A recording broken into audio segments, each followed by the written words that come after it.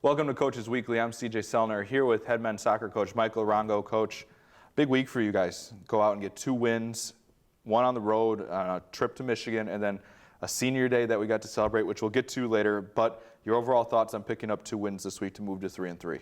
It was great for the guys to go out and compete every single minute of each game. We had a chance to get a lot of guys onto the field to really experience what that is like and what it needs to be.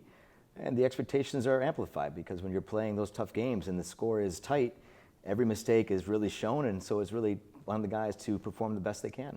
Especially that match against Andrews, first overtime match since 2015. The winning an overtime match dates back even farther than that. Gerardo Medina gets you guys into the back of the net in the first overtime period. How much is that helping that learning process, playing a tight game where every mistake is magnified, especially when you get to OT in a golden goal scenario? One mistake and that's one in the loss column. Yeah, so the Andrews goalkeeper was on his head all game long. He was absolutely fantastic, and he was the one who helped keep the score the way it was, and I think we just finally got him. So all those things do matter a lot, and I think it's important for the freshmen and sophomores as well to understand that if you do make that one mistake, all of a sudden it goes from, oh, it's no big deal, we can come back from this, to no, it's game over. So now you really need to focus in, and that's difficult for guys after already playing 90 minutes, and it was a nice warm day that day. So for them to be able to come back and circle together and get everything sorted, was really a good step for us. And especially in a scenario where you guys you controlled possession, you controlled the shot numbers, then hadn't found success. It's a testament to that group kind of learning how to continue on and say, we're going to get there at some point. Because if you just be like, today's not our day, and that, like you said, a goalie standing on his head, that could be the other result. Absolutely, and trying to help the guys understand that don't panic.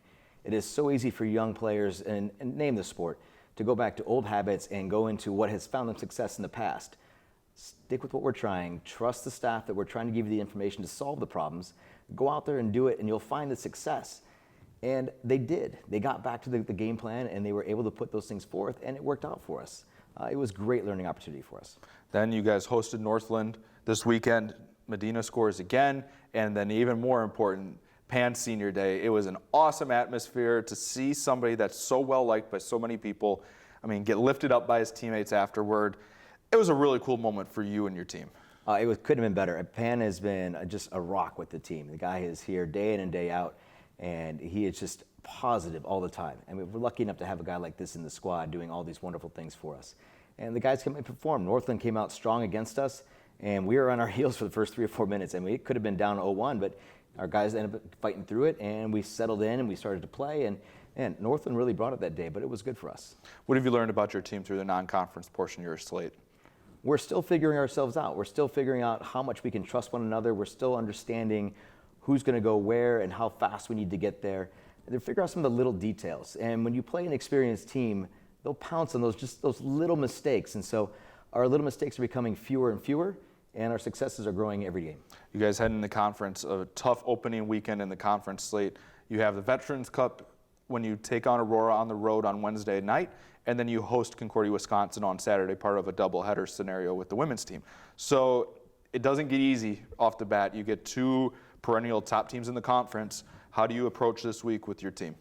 We can only go game by game. So we have a game plan. We're prepared for Aurora tomorrow.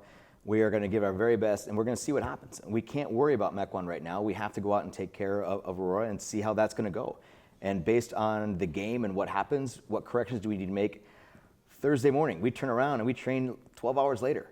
And so we have to get ready for MEC 1. And both are very, very difficult opponents. And so, again, these young players coming in, hey, welcome to the big time, guys. This is what you wanted. You wanted a chance to come and maybe earn a conference berth. You have to go through and play with teams like this and go earn your points. Well, we look forward to seeing you and your team back out on the field. Cougar fans, it's conference time here for the men's soccer team. They open up tomorrow night with Aurora before hosting CUW on Saturday. If you can't make it to the games, you can find all the live links at cucougars.com/coverage. For head coach Michael Arango, I'm CJ Selner. Thank you for watching Coaches Weekly.